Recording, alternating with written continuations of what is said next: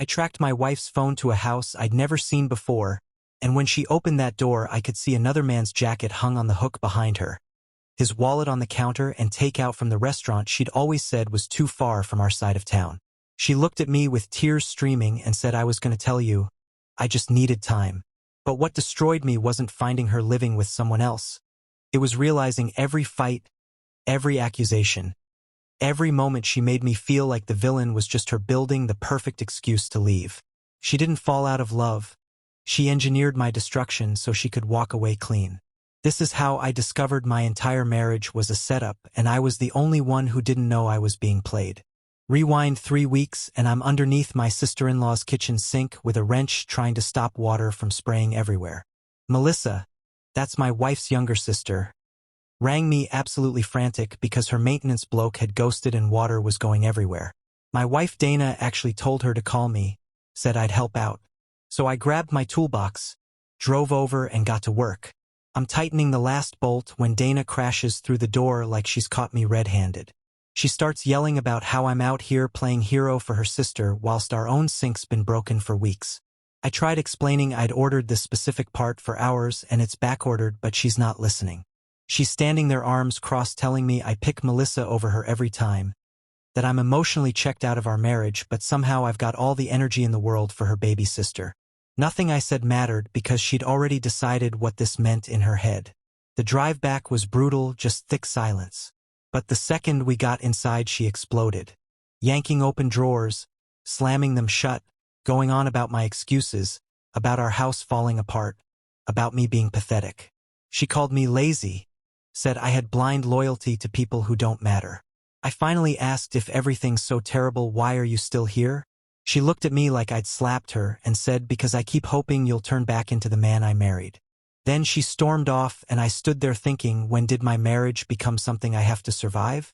2 days later the part arrived and I spent the morning fitting it perfectly. Not a single leak. I called Dana over, half smiling, thinking maybe this would help. She turned the handle, watched the water flow, then said it still doesn't feel right. Not it doesn't work, it doesn't feel right. Then she went off about how nothing feels fixed, not the house, not us, not me. She said she wanted to fly, but I keep dragging her down with spare parts and false hope. Then she told me to leave, pack a bag, go stay somewhere else so she could breathe without tripping over my disappointment everywhere. That's when something in me snapped. I looked at her and said, Dana, if I'm really the anchor, then you don't have to stay. The door's open, always has been. I walked to the porch realizing maybe I'm not the one who broke this. Maybe I just stuck around long enough to see the rot. Couple days later, our mate Eric invited us to his backyard barbecue. Dana agreed fast and wore this black dress I used to love. Melissa was already there. Everything seemed normal until Dana started drinking. By the second bottle, she was loud. She stood by the fire pit, glass in hand, and announced that being married to me is like owning a toolbox. Useful, but you won't cuddle it at night. People laughed nervously. Then she turned to Melissa and said, why don't you try him? See if he's more emotionally available. The whole yard went silent. Melissa let out this shocked laugh, her face burning. Then she looked Dana dead in the eyes and said, all right, I'll take you up on that. Dana's smile vanished. What did you say? Melissa repeated it calm as anything. The sisters stood there staring each other down whilst everyone else froze. I just watched, knowing there was no putting this back together. Next morning there's knocking. Melissa's on my porch with a suitcase and this half smile. She goes, well, Dana said I could have you, so here I am. You got space? I thought she was having me on, but she rolled that suitcase right inside. I should have stopped her, but I stepped aside. Within an hour she's barefoot in my kitchen making lunch with music playing. Then Dana walked in. She froze seeing Melissa cooking in her apron. Dana looked at me like I'd betrayed her and asked if I'm seriously letting her stay. I said calmly she showed up with luggage. What was I supposed to do? Dana said I should have slammed the door, that Melissa was taking the mick. Melissa shrugged and said only because it's easy. Dana's voice got louder asking if I'm picking her sister, and I said I didn't pick anybody. You opened this door. She grabbed her bag and said fine. Enjoy your little sitcom. I'm done.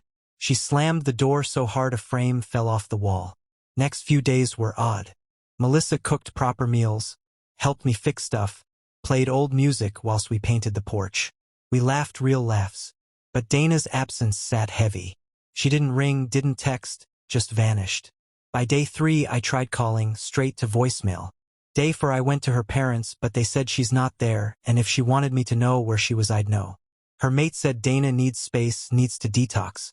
Like I was poison. Sitting in my car, I remembered the GPS tracker on her phone from when she got rear-ended last year. I opened it and saw a location from last night. A house across town I didn't recognize. Her car in the drive. I drove there that night, heart pounding. Knocked. Dana opened the door in joggers, looking comfortable. Her eyes went wide. I looked past her. Man's coat by the door, his trainers, his wallet on the counter, takeout bags. She whispered I was gonna tell you. I said you planned everything, the fights, the guilt, didn't you? She started crying. Said I didn't know how else to leave. I said so you made me the villain. Turned Melissa into bait. Humiliated me so nobody would question why you walked out. She backed up saying it wasn't supposed to go this far.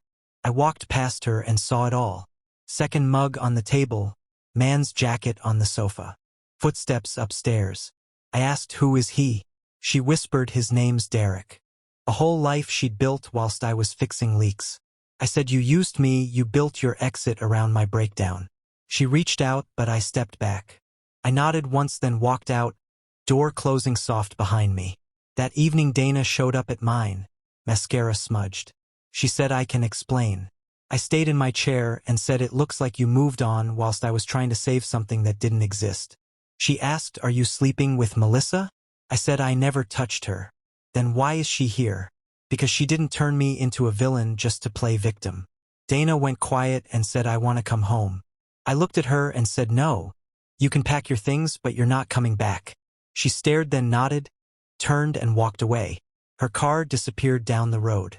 Melissa stepped onto the porch and wrapped her arms round me. Whispered you deserved better. For the first time I believed it. Dana texted 2 days later about getting her stuff. Melissa stayed as someone who understood peace doesn't mean tension. I stopped waiting for closure and started fixing things because I wanted to. When I sleep now, I don't stare at the ceiling searching for answers. I just rest. The house breathes again. And so do I.